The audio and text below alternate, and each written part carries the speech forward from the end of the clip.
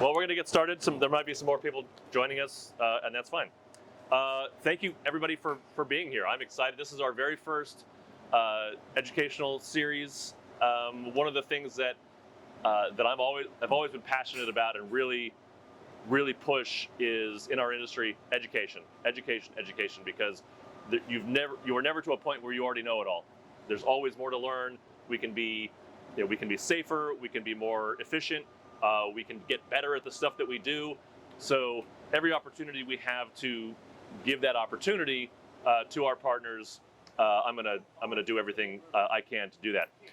As a quick introduction, if you're not familiar with the Tampa Bay Brewers Alliance, we are, let me back up. I want to recognize our founding partners who are making this happen. Obviously, TBBC, founding partner. I've had a long relationship with them for a very, very long time. Amazon Hose and Rubber. We really love that you guys came down in force, or I guess as the kids say, rolling deep, and making this possible. So the support of our founding partners really makes a lot of this stuff able to do it. So we want to recognize our founding partners and their belief in our mission, which is to advocate for and promote the beer industry in the greater Tampa Bay region, to raise awareness for issues important to our industry, to combine and share resources, and to improve communication between breweries, trade partners, and community residents. We use the term partner instead of member because we truly believe that working together to reach our shared goals is a much better way than saying, okay, you paid your dues, you're a member, and then you'll get what you get, and then we'll let you know when something's happening.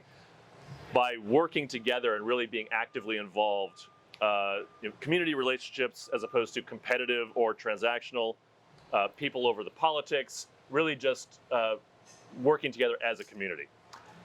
As of last night, we are now at 31 founding partners, 16 of which are breweries, and the rest are other what we call affiliate partners. So obviously Amazon Hose and Rubber, Cascade Floors, we have hops, we have malts, we have yeast, automation. So anybody having to do with something in the brewing industry are people that we want as affiliate partners.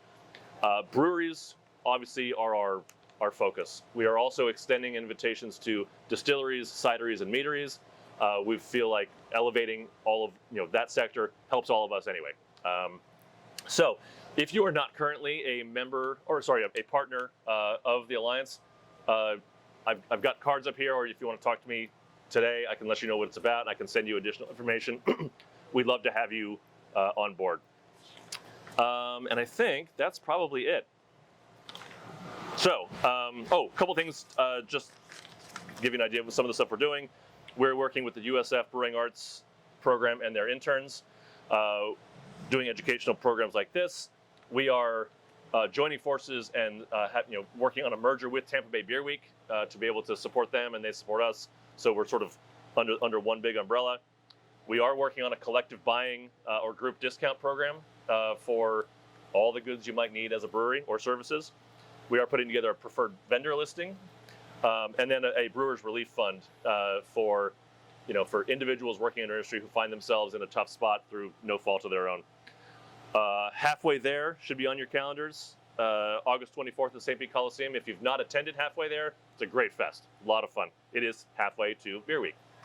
We are looking at doing a golf tournament later in the year as a fundraising event, but we'll inviting everybody to come out, and I'm just going to drive around at a golf court, drink beers, and whack the shit out of a ball as far as I can. That's my idea of golfing. We're looking at a cider and mead festival and doing quarterly founding partner socials. We just had our first one last night, which was a lot of fun. So without further ado, thank you again for being here. We're going to talk about hoses, and I'm going to actually leave that up to the expert, Chris Davis. So Chris, thank you, buddy. Thanks, man.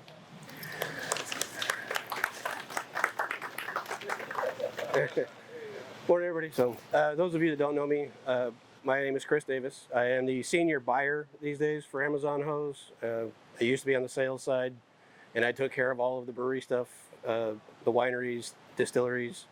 Some of you have probably seen me at festivals, working for different breweries, serving and or enjoying maybe too many beers, hard to say.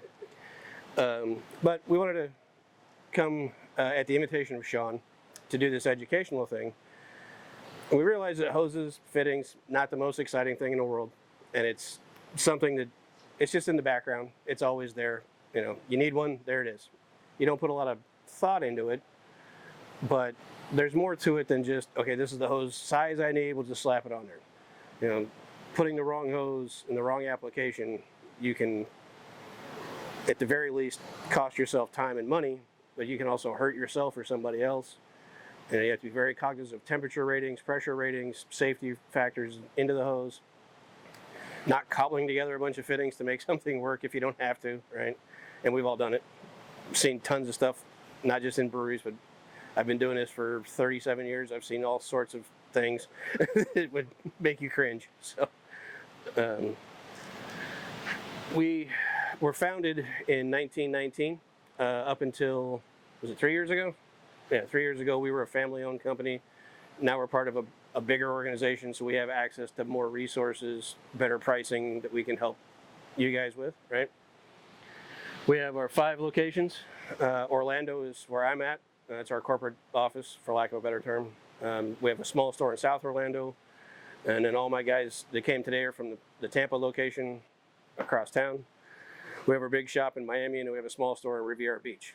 So if anybody says to you, hey, where can I get a hose, and they're in Miami, let them know. We can take care of them. We have 60 plus employees, so we're still very small, like a lot of you guys, right? But we're here to support you. We're here to help you. So I always refer to my people in the brewing business as our brewery partners or the brewery fam, because that's how I look at it. That's how I feel about it. So we'll jump in. The first thing that on the safety side and your hose selection side, this is an industry standard that's been around for years for the hose business. It's the stamped, your size, your temperature, application, what's going through the hose, what pressure, what ends you need, when do you need it. So you call me up today and say, I need an 1.5 inch hose, 20 feet long, I need tri-clamp ends on it, and I gotta have it by Tuesday. Okay, we covered most of it right there. Then there's some other things that we get into with, the different types of hoses, the different tubes that are in the hose. And that's important when you're with your CIP, and a situation we ran into a few years ago at a brewery that makes a grapefruit IPA, and the citric acid content was so high, it was eating the hose from the inside out. So we had to get a different hose to use just for that beer. So these are the things you got to think about when you're picking your hose. We've also run into some issues at some larger production contract spaces where when they're CIPing, guys aren't diluting the chemicals correctly. So that causes the tube to come apart inside the hose. You look down in your filter cart and there's chunks of rubber, right? And you don't want that, so, right? Assembly of the way the hose is built is pretty simple. You have the tube itself, right? And then that's where the different materials come into play. The most common one that you're gonna find will be something like these two that have a chloral butyl food safe tube. And that's the one that's gonna be used 95% of the time. And it's fine. It holds up to temperature, has chemical resistance. It doesn't impart any off flavors into whatever product you're running through there. And I mean, I've sold that hose for anything from beer to suntan lotion. It's fine. It's when you start getting into some of the weirder add-ons and your chemicals that you got to really be careful. A lot of hoses will be braided. These hoses have a helix, so they call it a monofilament, which is a fancy name for, high-speed plastic, really, nylon, that runs through it just like a helix, like a DNA helix. So it'll be flexible, but it'll hold the pressure, right? And then you have your cover. Cover choice is important too, because you don't want something laying around where you're cleaning with caustics that isn't going to be resistant to that, because then you're going to shorten the life of the hose. It's going to fail, what have you. And then whatever ends you want, tri-clamp fittings, threaded fittings, pretty, we all know what they are, right? So, on that monofilament, Chris. Even though the old hose said crush proof, it's not crush proof. So Yeah, nothing is crush proof or kink proof. Though a lot of manufacturers have gone away from that wording. Now they'll say it's kink resistant or crush resistant because they kind of screwed themselves with that language and had to replace a lot of hoses for free. Because, be honest, you run a brew line out and it goes around the leg on a fermenter. The leg on that fermenter is going to win versus that hose every time. So you're going to kink the hose, right? And when you kink the hose, I always tell people, if you see that you kinked the hose or you've bent it too far, inspect that area of the hose immediately to make sure that you did not break that helix. If you break the helix, you may not see it on the surface of the hose, but there's a good chance that it went through the wall and into the tube, and now you've created a leak path in that hose. And you'll have product leaking between the tube and the cover. It'll work its way out to the ends, and then you're allowing bacteria to get into the hose. And then you end up with infected beer, and then you got to dump, 10 barrels of beer that you didn't really want to do that with.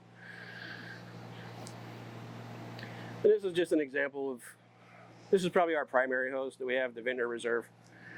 And you can see that it lays out everything for you.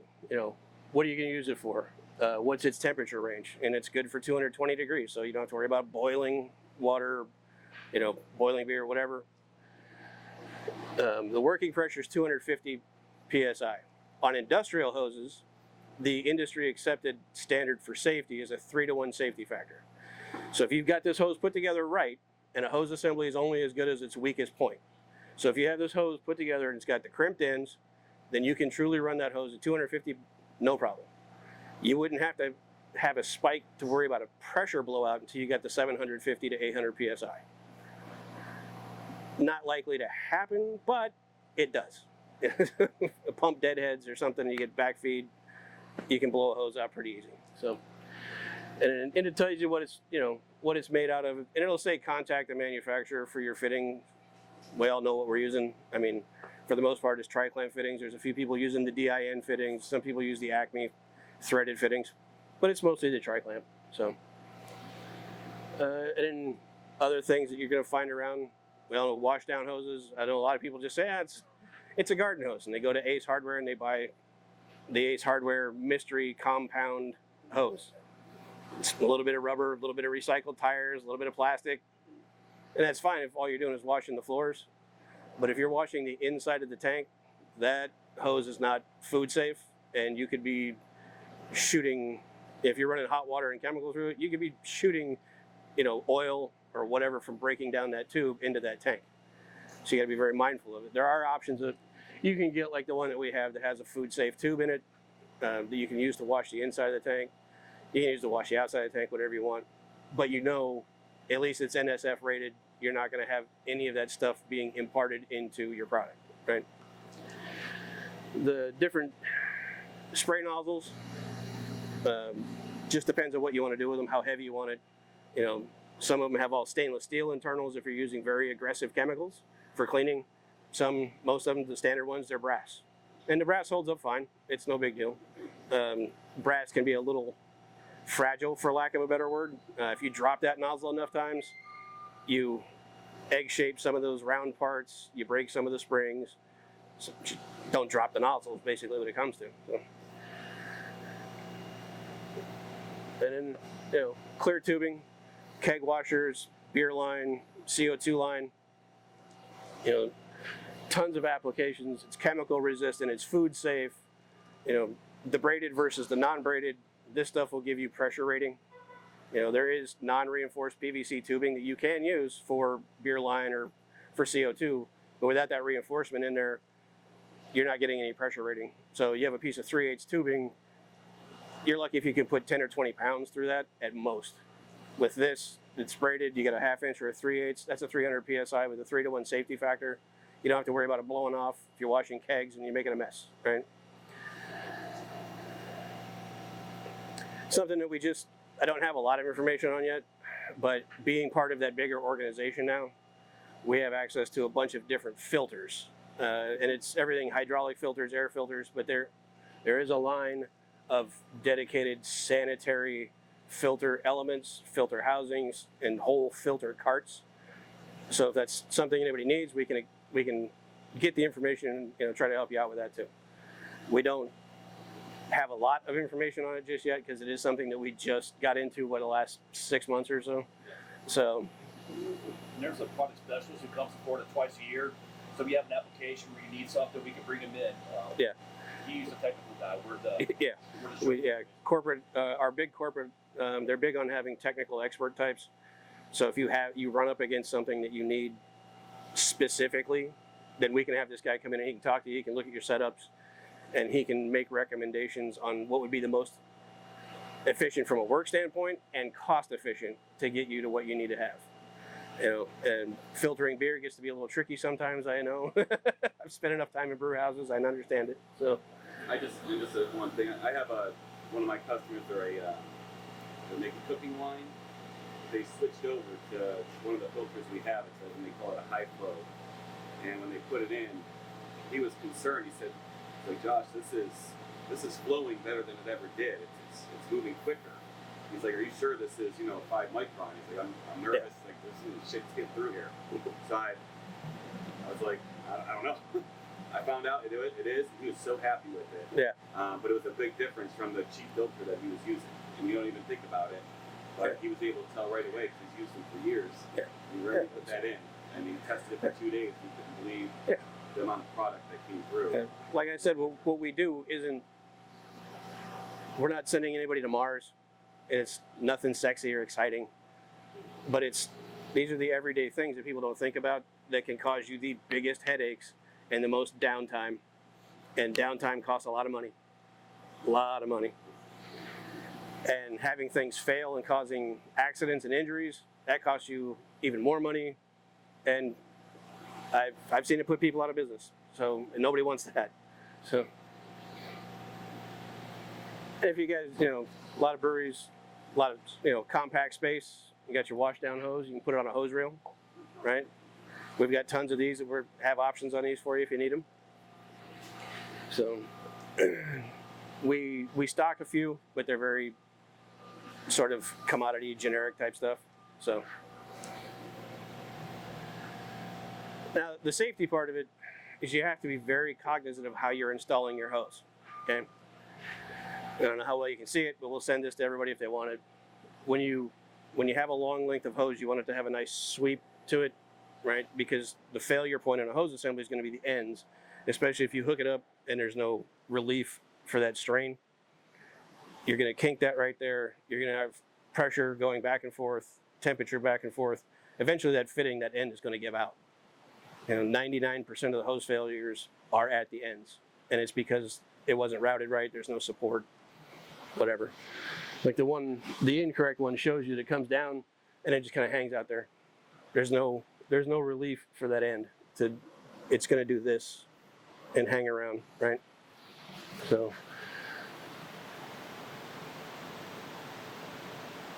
the do's and the don'ts, right? Every hose has a bend radius. Don't go past that bend radius. You're going to kink the hose. You're going to cause flow problems. You may not see it because it may be over here, not right here. So you're going to have back pressure. You're going to cavitate your pump, right? Don't drop the hose. Everybody does it. You're hooked up to the tank. Something goes wrong over there. You drop your hose and you run off. You drop your hose and you end up with it all beat up. The flange face is damaged, so now it's not going to seal right when you hook it up, right? Don't run over the hose with a forklift. This one's massively important, and I cannot reiterate this one enough.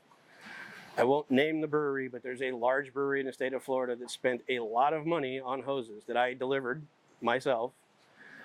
And before I even got back to the office, the operations manager was calling me, asking me if I could come back and pick up one of the 100-foot long 2-inch hoses because one of the seller guys ran it over with a forklift. And they wanted us to cut it and fix it. So that $3,000 hose assembly was in place for maybe 30 minutes. So, yeah. Forklift, hose, no. Don't do that. No. There's a net battle between that 6,000-pound forklift and that hose. That forklift is going to win 100% of the time. Always. Do be aware of how you place your hoses. And not just for the installation of extending the life of the hose, but make sure you're not blocking walkways if you can. That's not always possible, I understand. But a lot of people not really situationally aware, and they come walking through and right over the hose, right? And they face plant right on the floor. We don't want that. Do use protection. Always protect your hose, right? We have options for that. There's some that are integrated into the fitting, and then there are these bumpers that you can fit over the outside of a hose, so that if you do drop it, then it hits this thing and not this. All right, this is like $10. This is $100. So do make sure that your hoses are always clean. Not really a big problem in a brew house, but some people are better at housekeeping than others, right? Make sure that the hoses are clean inside and out, because then you don't have to worry about bacterial growth. You're infecting your product, making people sick, any of that fun stuff that nobody wants, right? It's a lot of common sense, but then again, people don't always think about it either, because they just take it for granted. It's a hose, right? And in any system, and I can tell you this after 37 years doing this, any system designed by any engineer, the absolutely last thing they think about, the hose that's going to get fluid from one point to another. They'll build a big, beautiful piece of equipment that costs hundreds of thousands of dollars. Oh, we forgot about the $50 hose assembly that goes right here. Right? It's the very last thing that anybody thinks about. I'm not saying you should walk around all day long now looking at hoses, but you probably will. And I'm okay with that.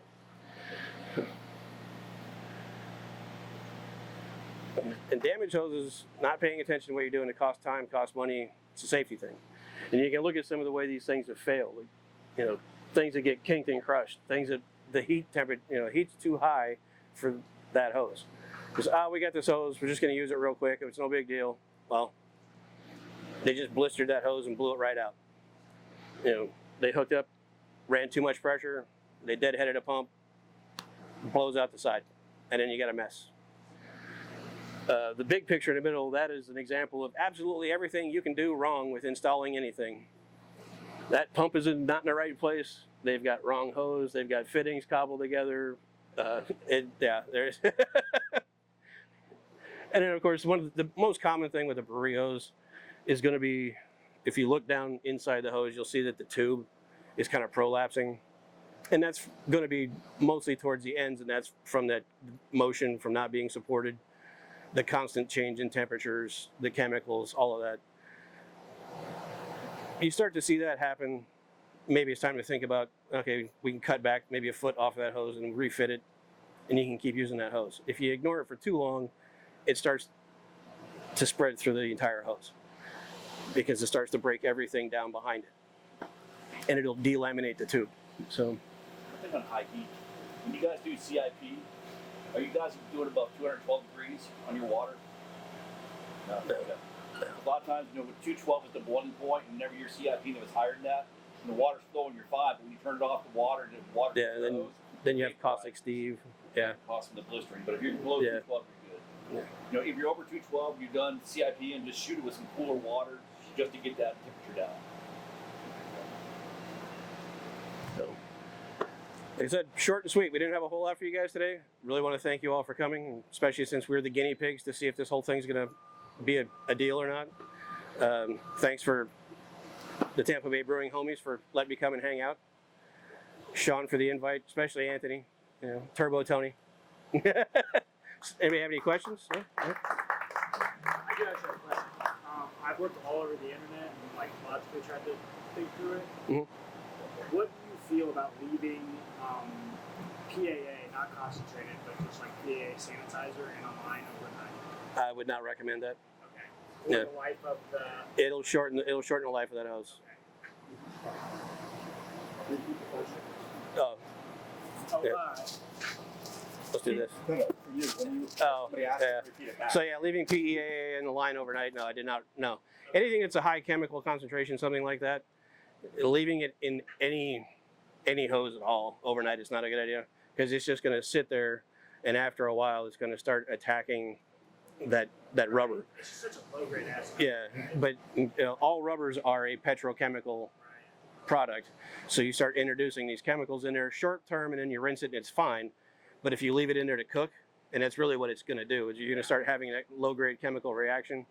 So you might leave it when you leave at the end of the day and it's 60 degrees and it's good to go. You might come in the next morning at 5, 6 o'clock in the morning, all of a sudden that hose is 80 degrees because of that chemical reaction that's going on in there, and that hose is coming apart. So you don't really want to leave anything at all in a hose overnight for various reasons, but it does happen, especially in hydraulic situations, but that's not anything that you guys have to worry about. But yeah, but anything that's chemical, you don't want to leave. Even if you diluted it with water, I still wouldn't do it. Just not recommended to do it at all. Anybody else? No? All right. Well, thanks, guys. Appreciate y'all. Thanks, guys.